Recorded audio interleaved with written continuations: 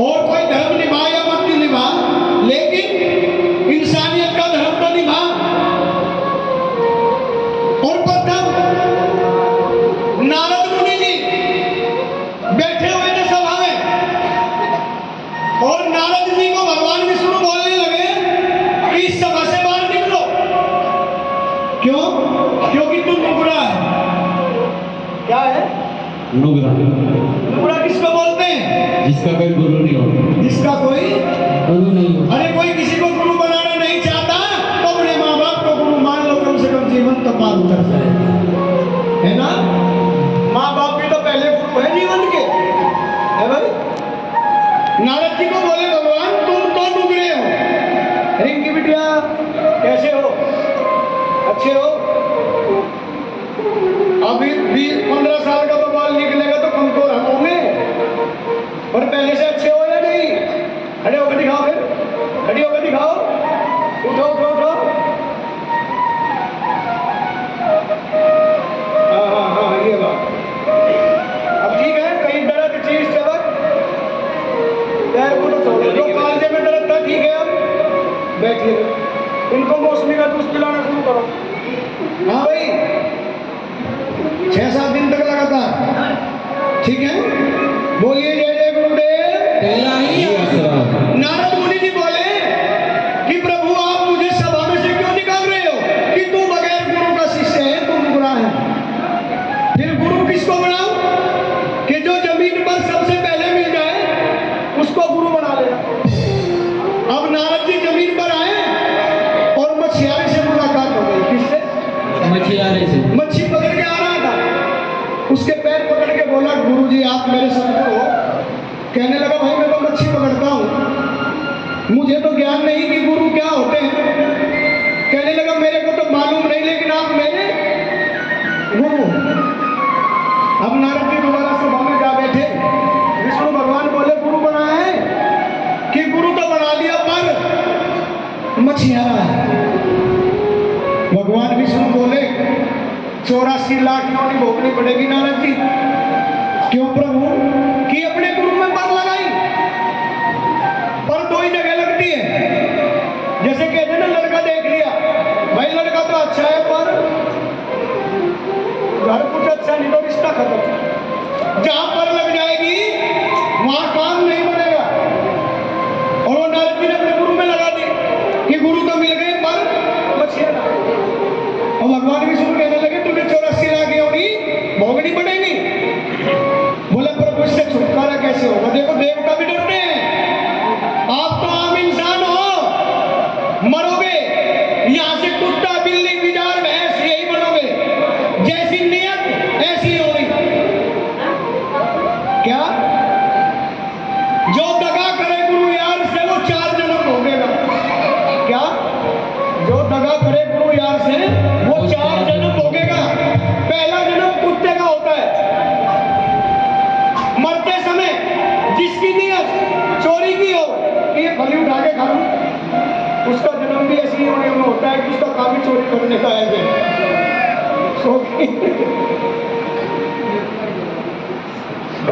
इसकी शौकीन की नीयत केले के गुंछे में जानी है। शौकीन पाल की जो है ना, केले के गुंछे में जा रही है, हम इसे समझा रहे हैं। तो ऐसा ना हो अगले जन्म में मोती बन गए। क्या भाई? अगले जन्म में मोती बन के तेरी सेवा करने पड़े महाराज। तो भगवान विष्णु जी बोले 84 लाख योनियां भोगनी पड़ेगी। और नारद जी हाथ जोड़कर खड़े हुए, प्रभु इनसे मुक्ति कैसे होगी? कि वो गुरु ही बताएंगे। अब नारद जी को तो बड़ी परेशानी हुई कि वो तो वैसे मच्छी पकड़ता है, मुझे कैसे रास्ता बता देगा। अब नारद जी जमीन पर आए और आकर के अपने गुरु के पैर पकड़ लिए। सतगुरु जी आप बताइए 84 लाख योनियां कैसे पार होंगी? 84 लाख योनियां कैसे पार होंगी? क्योंकि इंसान एक ही बार बनता है। 84 लाख योनियां हैं जीव की, इनको भोगने के बाद में इंसान बनता है।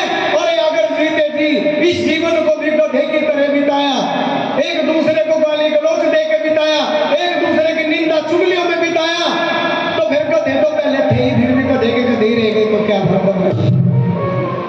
फिर कोई लाभ नहीं है इंसान बनने का।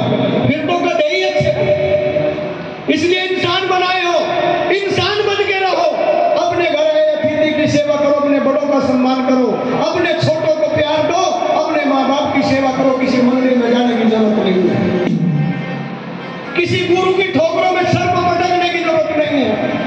अपनी बेटी पैदा की है तो बेटी का ख्याल रखो, या क्या करेगी आगे चल के? एक राक्षस नहीं मारे जरूर लेगी। हम अपनी ख्याल रखना चाहिए। जो बच्चे नटखट होते हैं, बच्चे नटखट होते हैं, लेकिन माँ बाप जो दिशा बच्चे को देंगे वो उसी की तरफ मुड़ जाता है। जो बच्चा देखता है वही जीवन में उतार लेता है और फिर 200 का निकालता है कि मेरा बेटा क्या कर रहा है। हम दारू पी रहे हैं तो हमारा बेटा रुक जाएगा? नहीं रुकेगा। अरे अपनी नस्ल खराब की है, उन बच्चों को क्यों बर्बाद कर रहे हो जिन्होंने अब तक जीवन में नहीं देखा कि भविष्य क्या है ना?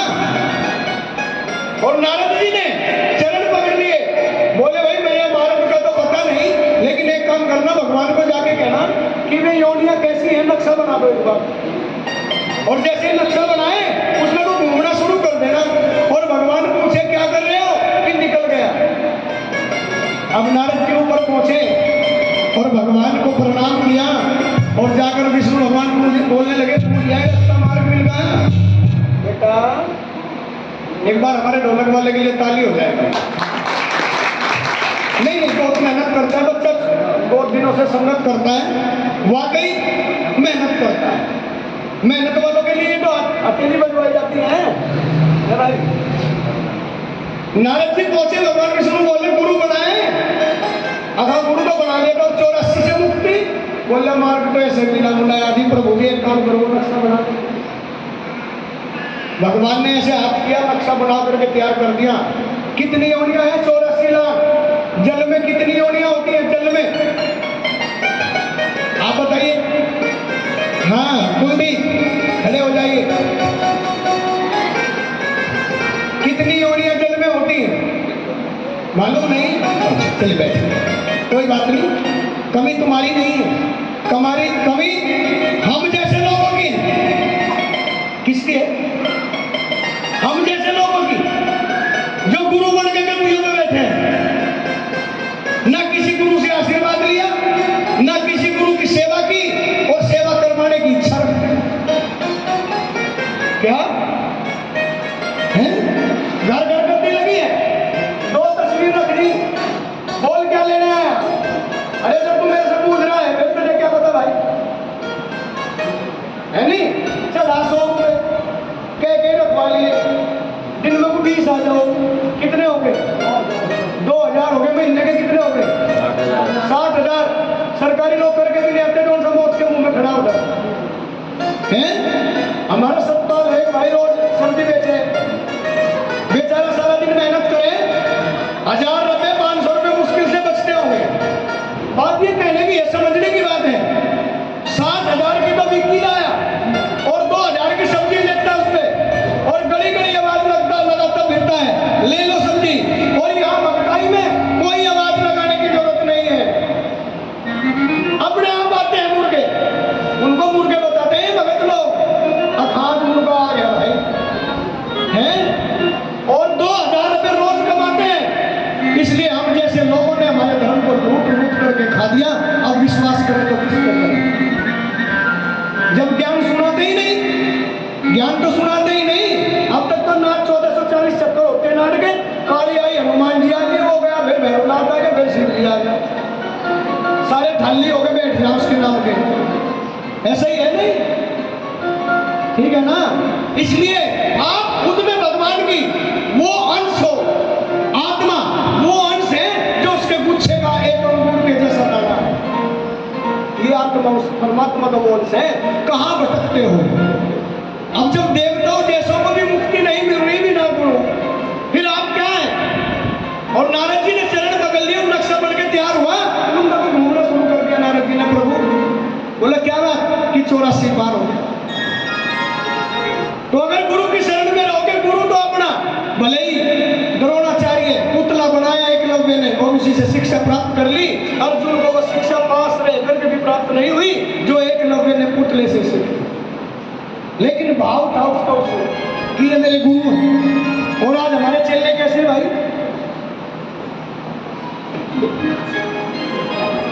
कैसे चेले मर बांधेंगे कहीं किसी दिन? एक गुरु जी के 4 चेले थे, कितने? समय क्या हुआ भाई? कोई नहीं, टाइम है अभी। एक गुरु जी के 4 शिष्य थे, कितने? 4 एक शौकीन, पवन, एक गोलू, ना इनमें नहीं कोई सा दिया होगा, त्रिलोकी को लगाओ। ये सुबह भी झगड़ा करके आए हैं दोनों। किया दोनों ने, ऐसा है? पिटाई हो गया, बोलिए जय जय गुरुदेव। मेरा ही आसरा। 4 शिष्य थे गुरु जी के, एक कुटी में रहते थे, जैसे हम लोग इसके वहां रहते हैं, थोड़ा हो जाए प्रभु की कृपा। कुटी थी, कुटी में 4 शिष्य और एक गुरु। गांव में बारिश नहीं हुई, कई महीने बीत गए, तो एक जाट पहुंच गया। कौन? जाट। बोला करो। जाट पहुंच गया, गुरुजी कुछ देखो बारिश बारिश होगी कि नहीं। अब गुरुजी ने सीढ़ी लगा रखी थी कुटी पे, गुरुजी ऊपर चढ़े, घुमाई नजर, एक बादल दिखाई दिया उनको परवा में, पूरब साइड में एक बादल दिखाई दिया और हवा भी डरकी चल रही थी। गुरुजी ने सोचा ये बादल आएगा ही और बरसेगा। बोला हाँ बारिश हो जाएगी भाई। बोला जी एक बोरी गेहूं दूंगा अगर बारिश होगी गुरुजी। और अगर बारिश ना हुई तो हमारे घर में सांता भी है गुरुजी, सुबह खाल भी उतार लगे हम। बोला तो बोरी लिया गेहूं देख खिला की बारिश तो करवाई देंगे हम। बादल देख लिया था गुरुजी ने। अब उस जाट ने बोरी रख दी कुटी में गेहूं की, आंसू की, गेहूं की बोरी कुटी में आ गई और हवा उल्टी चल गई। इधर की बजाय वो हवा उल्टी होगी, वो बादल कहीं और ही चला गया। गुरु जी को पसीने आ गए। बोले कि बारिश ना ही सुबह ही ठंडा होगा। शाम हुई, अरे शौकीन, अब हाजी हाजी करे ये शौकीन, हाजी हाजी भाई इसका खेत कहाँ है? कहने लगे गुरु जी इसका खेत है तालाब के किनारे, जोड़ के किनारे है और 1.5 बीघा तो है ही। बोला तो एक काम करो घड़े ले लो। घड़े? हाँ, चारों ने घड़े ले लिए, तालाब में से भरे और उसके खेत में छिंटा करना शुरू कर दिया जगह जगह जगह। सुबह 4 बजे तक पूरा गिल्ला कर दिया उसको। अब सुबह दिन निकलते ही जाट पहुंचा महाराज जी के पास, बोले आ जाओ गुरु जी बाहर। सांता हाथ में ले रखा, बारिश। बोला भाई मेरी बात सुनो, नाच दिया तो बारिश भी तेरे खेत में ही होगी, मतलब पूरे गांव का ठेका थोड़ा ही है, अपना खेत है, आगे गया खेत में, वहां तो थोड़ा छिड़काव हो रहा है। अब पड़ोसी को लगी लगन, कहनी पड़ोसी को देख के चले। अब उसे दिखा कि तू भी बारिश करवा ले। बोला गुरु जी मैं दो बोरी दूंगा। अब गुरु जी यूसो की ना 10 हो रहा था, 10 आ गया था। गुरु जी सही लग रहा है, खड़ा 4 चिल्ले फिर भरने के साथ शौकीन उठा पड़ाक देने सी, आंख मर गए तो आंख भी नहीं मरी। उसे तो वो घड़े दिख रहे सुपने में भी, सिर पीले हो गए, घड़े ढोकू 4 बज के रात के और साइले लग रहे। कहला गुरु जी ये चारों और जगह उठने सोगी ना, खड़े हो जाओ, खड़े खड़े खड़े। क्या बात होगी? बोला गुरु जी सही लग रहे। कहला क्या बात होगी शौकीन? बोला गुरु जी जोर से बादल रात भर हजरे थे वे बिजली तड़तड़ारी थी, वे गरज का बरस का थम लिए, इनके भरोसे अपने लिए सही हमारे कबूतर को बाहर है गुरु जी। हाँ क्यों अंगड़ी भी रखे सिर पे तो बड़ा दिखाई दे।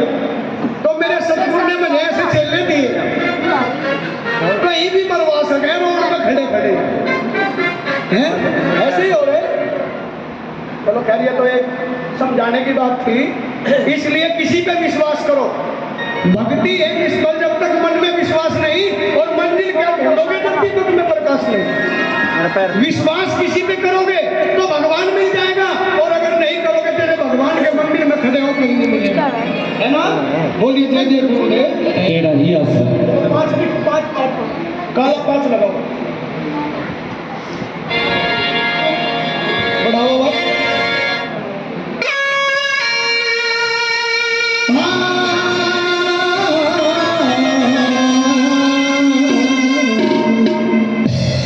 पाँच ही। ये